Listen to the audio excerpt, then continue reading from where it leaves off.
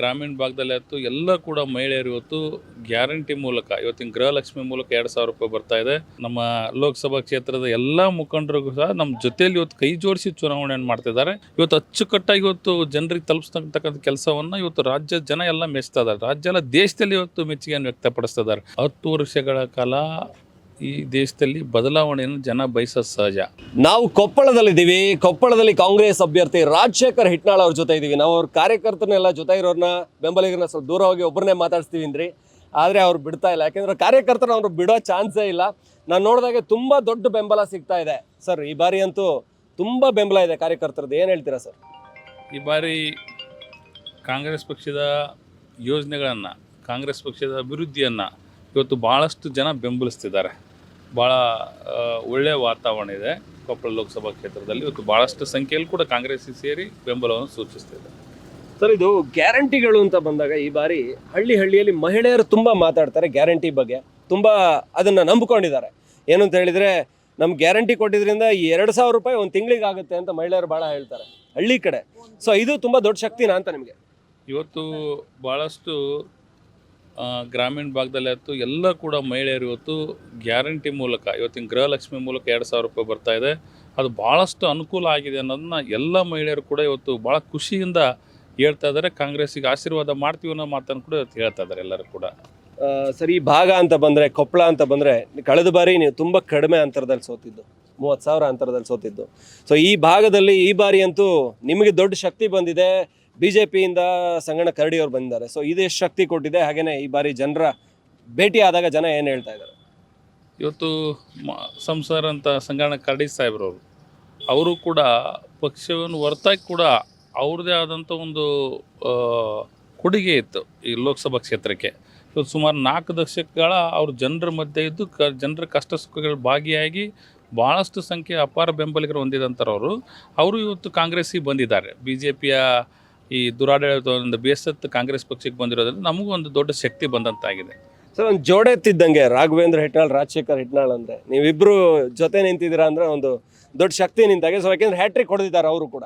ಈ ಬಾರಿ ಅಂತೂ ನಿಮ್ಮ ಸಹೋದರರು, ಅಣ್ಣನ ಸಹಕಾರ ಎಲ್ಲ ಹೇಗಿದೆ? ಈ ಬಾರಿ ನನ್ನ ಸಹೋದರನಕ್ಕಿಂತ ಹೆಚ್ಚಿಗೆ ಇವತ್ತು ಎಲ್ಲ ನಮ್ಮ ಮುಖಂಡರುಗಳು, ನಮ್ಮ ಲೋಕಸಭಾ ಕ್ಷೇತ್ರದ ಎಲ್ಲ ಮುಖಂಡರಿಗೂ ಸಹ ನಮ್ಮ ಜೊತೆಯಲ್ಲಿ ಇವತ್ತು ಕೈ ಜೋಡಿಸಿ ಚುನಾವಣೆಯನ್ನು ಮಾಡ್ತಿದ್ದಾರೆ. ಆದ್ದರಿಂದ ನಮ್ಗೆ ಇವತ್ತು ಭಾಳಷ್ಟು ಕಾಂಗ್ರೆಸ್ ಪಕ್ಷ ಇವತ್ತು ಒಳ್ಳೆಯ ವಾತಾವರಣ ಕಾಣಲಿಕ್ಕೆ ಸಾಧ್ಯ ಆಗಿದೆ. ಸ್ಪೆಷಲಿ ರಾಜ್ಯದ ಮುಖ್ಯಮಂತ್ರಿ ಸಿದ್ದರಾಮಯ್ಯನವರೆಲ್ಲ ಆಪ್ತರು. ಸೊ ಅಂದರೆ ಹಿಟ್ನಾಳ್ ಅವರಿಗೆ ನಿಮ್ಮ ಇಡೀ ಕುಟುಂಬಕ್ಕೆ ಒಂಥರ ಆಪ್ತರು. ಅವ್ರ ಶಕ್ತಿ ಬಗ್ಗೆ ಏನು ಹೇಳ್ತೀರಾ ಸರ್? ಸಿದ್ದರಾಮಯ್ಯನವ್ರ ಶಕ್ತಿ ಬಗ್ಗೆ ಇವತ್ತು ಮಾನ್ಯ ಮುಖ್ಯಮಂತ್ರಿಗಳಾಗಿರ್ತಕ್ಕಂಥ ಸಿದ್ದರಾಮಯ್ಯ ಸಾಹೇಬರು ಭಾಳಷ್ಟು ಇವತ್ತು ಯೋಜನೆಗಳನ್ನು, ಜನಪರವಾಗಿರ್ತಕ್ಕಂಥ ಯೋಜನೆಗಳನ್ನು ರೂಪಿಸಿ ಇವತ್ತು ಅಚ್ಚುಕಟ್ಟಾಗಿ ಇವತ್ತು ಜನರಿಗೆ ತಲುಪಿಸ್ತಕ್ಕಂಥ ಕೆಲಸವನ್ನು ಇವತ್ತು ರಾಜ್ಯದ ಜನ ಎಲ್ಲ ಮೆಚ್ತಾ ಇದ್ದಾರೆ. ರಾಜ್ಯ ಎಲ್ಲ ದೇಶದಲ್ಲಿ ಇವತ್ತು ಮೆಚ್ಚುಗೆಯನ್ನು ವ್ಯಕ್ತಪಡಿಸ್ತಾ ಇದ್ದಾರೆ. ಇವತ್ತು ಅಷ್ಟು ಯೋಜನೆಗಳನ್ನು ಜಾರಿಗೆ ತಂದು ಅಷ್ಟು ಅಚ್ಚುಕಟ್ಟಾಗಿ ಮುಟ್ಟಿಸ್ತಕ್ಕಂಥದ್ದು ಇಲ್ಲಿ ಭಾಳ ಮುಂಚೂಣಿಯಲ್ಲಿ ಇವತ್ತು ನಮ್ಮ ಸಿದ್ದರಾಮಯ್ಯ ಸಾಹೇಬ್ರು ಇರ್ಬೋದು, DK ಶಿವಕುಮಾರ್ ಭಾಳ ಶ್ರಮಿಸ್ತಿದ್ದಾರೆ. ಅದನ್ನು ಜನ ಇವತ್ತು ಖುಷಿ ಪಡ್ತಿದ್ದಾರೆ. ಇವತ್ತು ಕಾಂಗ್ರೆಸ್ಸಿಗೆ ಆಶೀರ್ವಾದ ಮಾಡ್ತಾರೆ ಅನ್ನೋ ವಿಶ್ವಾಸ ಕೂಡ ಇದೆ. ಸರ್, ಇಲ್ಲಿ ಮೋದಿ ಅನ್ನೋ ಒಂದು ಫ್ಯಾಕ್ಟ್ರಿ ಇದೆ ಯಾವಾಗಲೂ ಕೂಡ ಲೋಕಸಭೆ ಚುನಾವಣೆ ಅಂತ ಬಂದಾಗ. ಈ ಬಾರಿ ಅಂದರೆ ನೀವು ಕಳೆದ ಬಾರಿ ಕೂಡ ತುಂಬ ಸಣ್ಣ ಅಂತರದಲ್ಲಿ ಕಳ್ಕೊಂಡ್ರಿ. ಮೋದಿ ಅನ್ನೋ ಫ್ಯಾಕ್ಟ್ರನ್ನು ತಡೆಯೋದು ಹೇಗೆ ಸರ್? ಸಾಧ್ಯನಾ ಈ ಸಾರಿ ಇಂಥದ್ದು?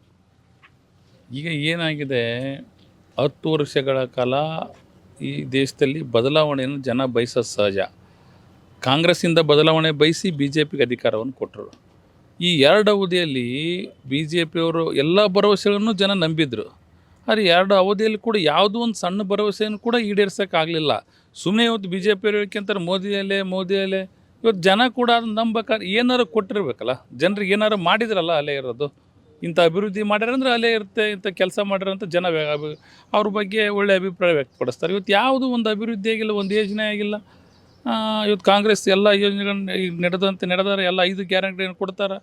ಜನ ಕಾಂಗ್ರೆಸ್ಸನ್ನು ವಿಶ್ವಾಸ ಮಾಡ್ತಿದ್ದಾರೆ ಇವತ್ತು. ಅಂತ ಮೋದಿ ಅಲೆ ಅಂತ ಏನಂತ ನಮಗೇನು ಅನ್ನಿಸ್ತಾ ಇಲ್ಲ. ಸರ್, ಇವಾಗ ಬಂದುಬಿಡ್ತಾರೆ ನರೇಂದ್ರ ಮೋದಿ ಅವ್ರು, ಬಂದು ಅಂಜನಾದ್ರಿಯನ್ನು ಅಯೋಧ್ಯೆ ಥರ ಅಭಿವೃದ್ಧಿ ಮಾಡ್ತೀವಿ ಅಂದ್ಬಿಡ್ತಾರೆ. ಸೊ ಈ ಥರದ್ದೊಂದು ಘೋಷಣೆ ಕೊಟ್ಬಿಟ್ರೆ ಜನರಿಗೆ ನಮ್ಮ ಅಯೋಧ್ಯೆ ಥರ ಆಗ್ಬಿಡುತ್ತೆ ಅನ್ನೋದು ಬಂದ್ಬಿಡುತ್ತೆ. ಸೊ ಇದಕ್ಕೆ ಏನು ಹೇಳ್ತೀರಾ? ಈಗಾಗಲೇ ಅದನ್ನು ಮುಗಿಸಿಬಿಟ್ರೆ ಅವರು. ಅಂಜನಾದ್ರಿ ಬಗ್ಗೆ 100 ಕೋಟಿ ಹೇಳಿದರು, 20 ಕೋಟಿ ಹೇಳಿದರು. ಅಂಜನಾದ್ರಿಯಿಂದ ಅಯೋಧ್ಯೆಗೆ ಟ್ರೈನ್ ಬಿಡ್ತೀವಿ ಅಂದರು. ಈಗಾಗಲೇ ಅಯೋಧ್ಯೆ ಬಗ್ಗೆ ಏನು ಹೇಳ್ಬೋದು ಎಲ್ಲ ರೀತಿ ಸುಳ್ಳನ್ನು ಹೇಳಿ ಮುಗಿಸಿಬಿಟ್ಟಾರೆ ಈಗಾಗಲೇ. ಈಗ ಅದಕ್ಕೊಂದು ರೂಪಾಯಿನೂ ಕೊಡಲಿಲ್ಲ ಬಿ ಜೆ ಪಿಯವರು 2 ಸರಿ ಬಜೆಟಲ್ಲಿ ಘೋಷಣೆ ಮಾಡಿದ್ರು, 1 ರೂಪಾಯಿನೂ ಕೊಡಲಿಲ್ಲ. ಇವತ್ತು ಸಿದ್ದರಾಮಯ್ಯ ಸಾಹೇಬರು ಬಂದ ಮೇಲೆ ಇವತ್ತು ಪ್ರತಿ ವರ್ಷ 100 ಕೋಟಿಯನ್ನು ಅಂಜನಾದ್ರಿಗೆ ಕೊಡ್ತೀವಿ ಅನ್ನೋ ಮಾತನ್ನು ಹೇಳಿದ್ದಾರೆ. ಖಂಡಿತವಾಗಿ ನಮ್ಮ ಕಾಂಗ್ರೆಸ್ ಪಕ್ಷ ಒಂದು ಸರಿ ಮಾತು ಕೊಟ್ಟರೆ ಕೊಡ್ತೀವಿ. ಈಗಾಗಲೇ ಭಾಳಷ್ಟು ಅನುದಾನ ಈಗ ಅಂಜನಾದ್ರಿ ಅಭಿವೃದ್ಧಿ ರಿಲೀಸ್ ಆಗಿದೆ, ಮುಂದೆ ಕೂಡ ರಿಲೀಸ್ ಆಗುತ್ತೆ. ಜನ ಕಾಂಗ್ರೆಸ್ ಹೇಳಿದ್ರೆ ವಿಶ್ವಾಸ ಮಾಡ್ತಾರೆ. ಇವತ್ತಾಗಲೇ ಬಿ ಜೆ ಪಿಯವ್ರು ಅಂಜನಾದ್ರಿ ಬಗ್ಗೆ ಭಾಳಷ್ಟು ಹೇಳಿಬಿಟ್ಟಾರ. ಜನ ಕೂಡ ಅದನ್ನ 5 ವರ್ಷ 10 ವರ್ಷ ನೋಡಿಬಿಟ್ರೆ ಇವ್ರು ಏನು ಮಾಡ್ಯಾರ ಅನ್ನೋದು. ಸರ್, ಕೊಪ್ಪಳ ಅಂದರೆ ಕಲ್ಯಾಣ ಕರ್ನಾಟಕ ಭಾಗ, ಅಭಿವೃದ್ಧಿಗೆ ಬಹಳ ಅವಕಾಶಗಳಿದೆ, ತುಂಬ ಹಿಂದುಳಿದಿರುವಂಥ ಒಂದು ಕ್ಷೇತ್ರ ಕೂಡ, ಜಿಲ್ಲೆ ಕೂಡ. ಏನು ನಿಮ್ಮ ಕನಸುಗಳೇನು ಸರ್? ಇಲ್ಲಿ ಏನು ಮಾಡಬೇಕು ಅನ್ನೋದು ಕನಸು ಇಟ್ಕೊಂಡಿದ್ದೀರಾ? ಇಲ್ಲಿ ಕೊಪ್ಪಳದಲ್ಲಿ ಏನಾಗಿದೆ, ಸುಮಾರು 50% ನೀರಾವರಿ ಐತಿ. 50% ಇವತ್ತು ನೀರಾವರಿ ಇಲ್ಲ. ಇವತ್ತು ಮಳೆ ಆಧಾರಿತವಾಗಿ ಬೆಳೆಗಳನ್ನು ತೆಗಿತಾರೆ. ಇವತ್ತು ನಮ್ಮಲ್ಲಿ ತುಂಗಭದ್ರಾ ಡ್ಯಾಮಲ್ಲಿ ಏನಾಗ್ತಾಯಿದೆ, ಸ್ಟೋರೇಜ್ ಕಡಿಮೆ ಆಗಿದೆ.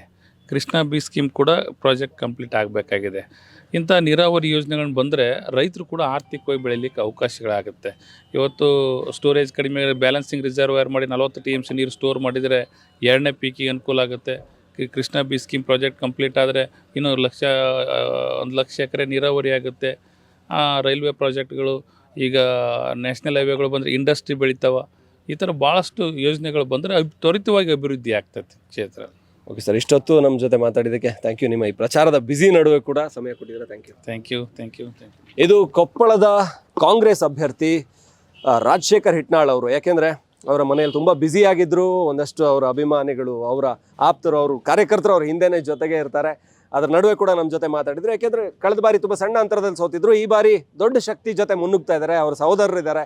ಹಾಗಾಗಿ ಪೈಪೋಟಿಯ ನಡುವೆ ಕೊಪ್ಪಳದ ಮತ್ತಷ್ಟು ಮತದಾರನ ಮನದಾಳ ಕೂಡ ತಿಳ್ಕೊತೀವಿ, ನಿಮ್ಗೆ ಕೊಡ್ತಾ ಇರ್ತೀವಿ. ಇದು ಕ್ಯಾಮ್ರಾ ಪರ್ಸನ್ ಫಿಜೋ ಜೊತೆ ಓಂ, ಒನ್ ಇಂಡಿಯಾ ಕನ್ನಡಕ್ಕಾಗಿ ಕೊಪ್ಪಳದಿಂದ.